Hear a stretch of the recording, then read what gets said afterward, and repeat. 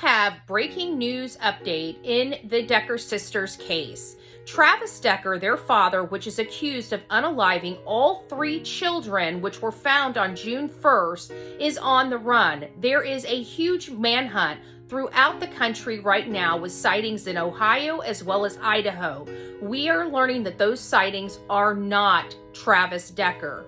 However, they have called in the U.S. Marshals. This is super important because we just learned in the Sebastian Wayne Drake Rogers case that Sumner County refused U.S. Marshal assistance. However, here in this state, in Washington state, where they're trying to find a crazed man that unalived his children, they are absolutely using the U.S. Marshals' help to search and find him. So it makes you wonder, if the U.S. Marshals are so good at their job, why is Sumner County refusing their assistance? Now, getting back to this case with the Decker sisters, this is Paityn, which is 9 years old, Evelyn, 8 years old, and Olivia, only 5 years old. Their mother loved these beautiful children. She gave them a beautiful home, provided them a beautiful life, and just wanted them to thrive and thrive well. Unfortunately, her military husband fell ill to mental illness, had a lot of problems going on with him, and she ultimately divorced him. When she divorced him, he became homeless. He could no longer take care of himself, and he had an unstable environment for his 3 children. His wife went to court multiple times trying to limit his ability to have the children overnight and to remove visitation until he had a more stable environment. However, the courts kind of met in the middle and took away his overnight visits, however, allowed the kids to see him 3 hours a day, several times a week. And on May 30th, for a scheduled visit, he was supposed to return them at 8 p.m., and he failed to show up. The mother concerned, but I doubt she ever anticipated something like this. Chelan County Sheriff's Department did put on a press conference, and their press conference was pretty thorough. So we're going to turn it over to the sheriff. Let me know what your thoughts are about the conversation. If you have any questions, please let me know, and we will do our best to try to find those answers. If you guys could do me a favor and take just a few moments and hit that like button, I'd greatly appreciate it. We thrive on getting information out to our audience, and you are part of that help. So we appreciate any help you can provide me here at the Bullhorn Betty channel. God bless each and every one of you, and please pray for this family, especially this mother. My heart aches for her. Good evening. My name is Detective Sergeant Joe Eaton with the Wenatchee Police Department. I'm one of the PIOs for the Wenatchee Police Department. Tonight, we're going to have Chelan County Sheriff's Office, Sheriff Mike Morrison, give you another update on the investigation. For the record, my name is Sergeant Joe Eaton, Joeeaton, and Chelan County Sheriff Mike Morrison, Mikemorrison.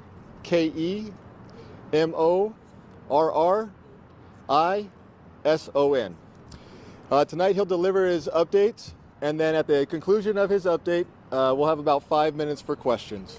With that, I'll turn it over to Sheriff Morrison. Thank you, Sergeant. Try not to disturb anyone's microphones here. Do appreciate everyone coming out. We don't have as much information to provide today, but we have been working tirelessly throughout the day with our federal resources, state resources, neighboring agencies. As always, I'd like to start off just by recognizing the Decker family, let them know they're still very much in our thoughts and our prayers. We've been working hard.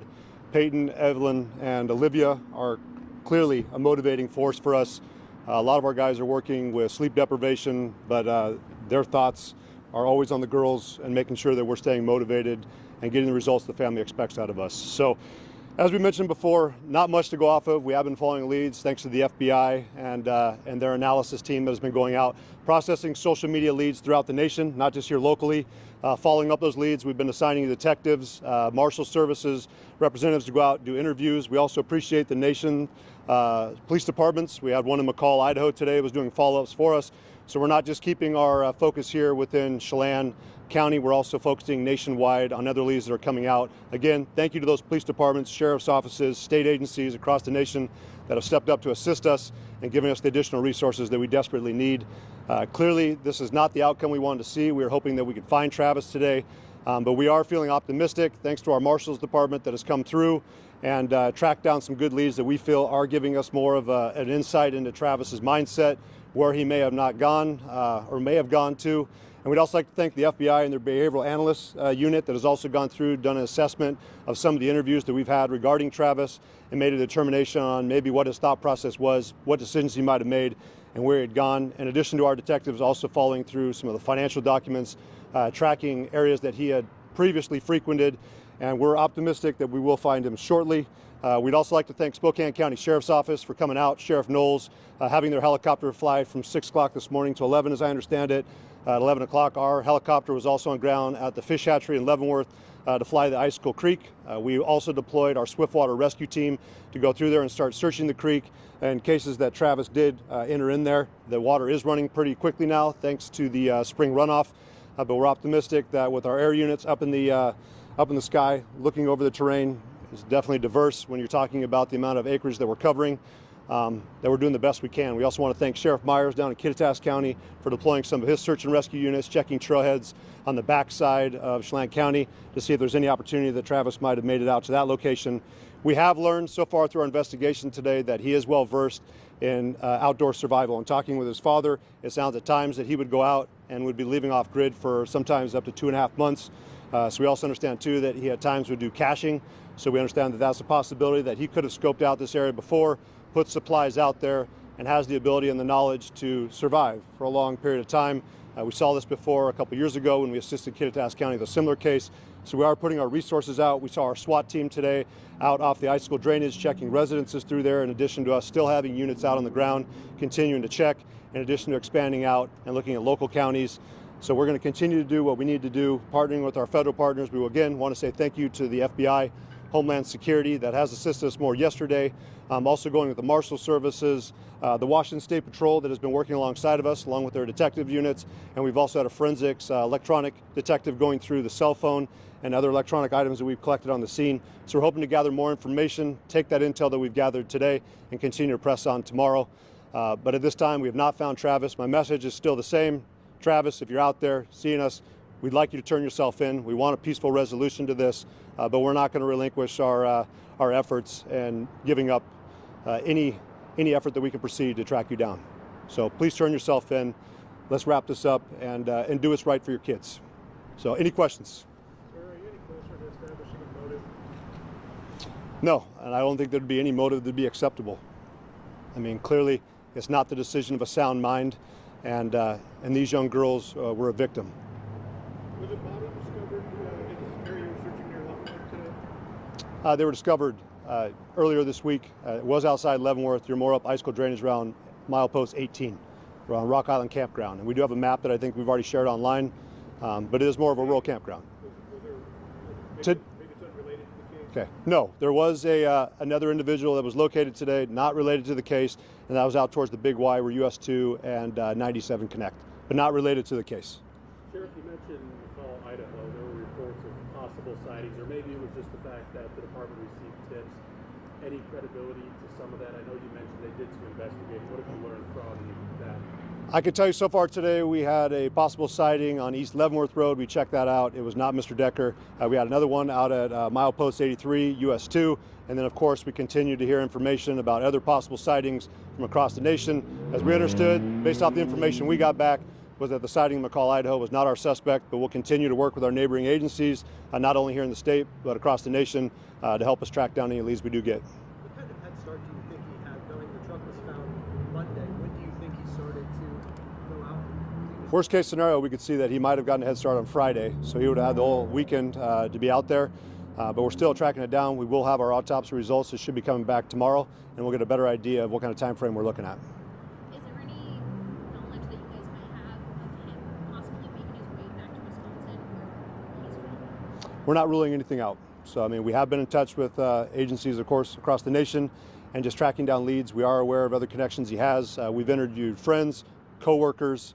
We're optimistic that we can track down his location. Sir, he left his truck behind. Did you find in that truck any writing, any note, anything about it? Our detectives are still going through that process. I know that we worked with the Washington State Patrol Crime Lab yesterday in addition to our detectives, process all that information. And today, as I was leaving our emergency operations center, we did have members of the Washington State Patrol that were processing some of the cell phones we located in the vehicle. What military training does he have that could be a factor in his ability to elude authorities? We do understand, and we're getting more confirmation that he might have possibly gone through mountain survival school, but we also know too that he's been an outdoorsman since he was a kid. Talking with a parent, it seemed like this was something that he was attracted to, liked doing in his free time.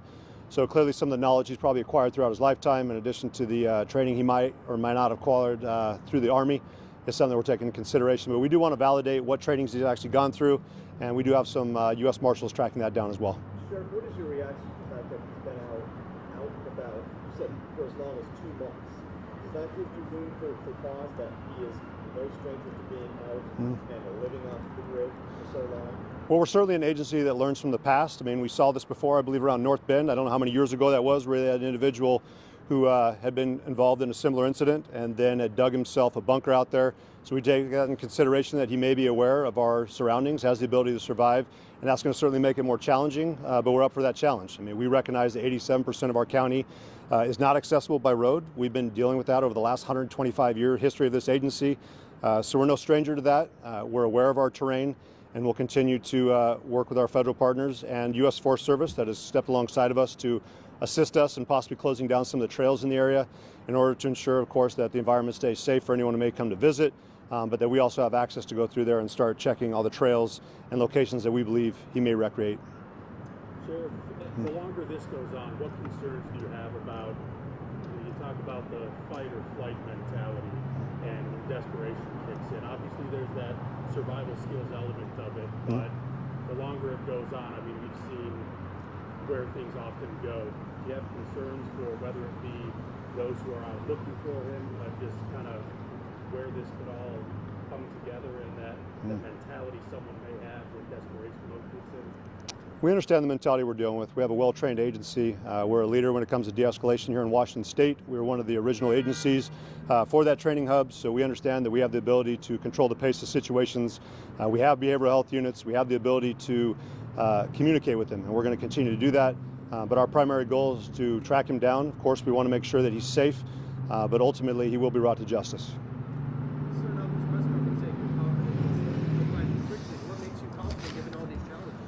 The amount of partners that have come alongside of us. I mean, again, I've cited the U.S. Marshal Service, the FBI. We've had Homeland Security investigations. We've had Border Patrol's tracking team here.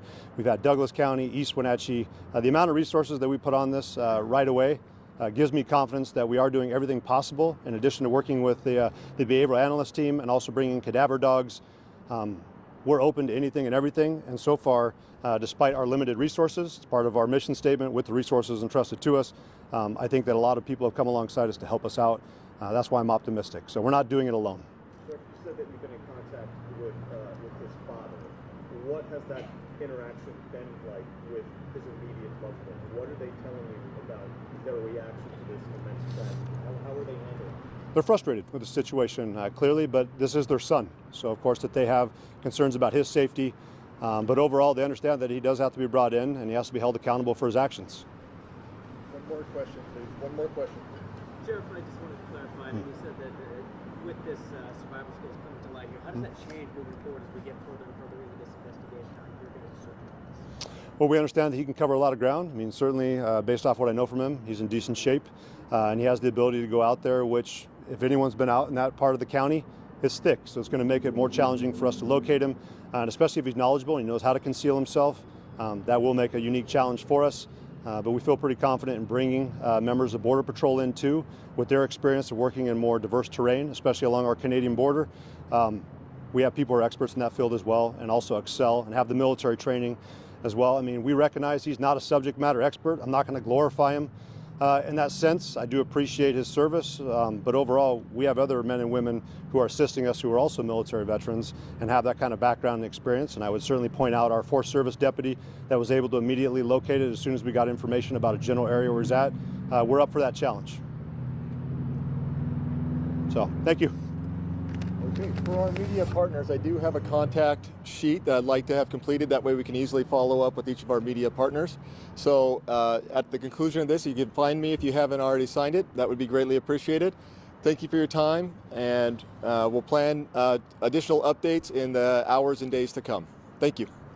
Let me know your thoughts on the press conference as well as this case, which is about Paityn, 9 years old, Evelyn, 8 years old, and Olivia, just 5 years old. Please keep them and their mother, Whitney, in your thoughts and prayers. May God bless you and those watching.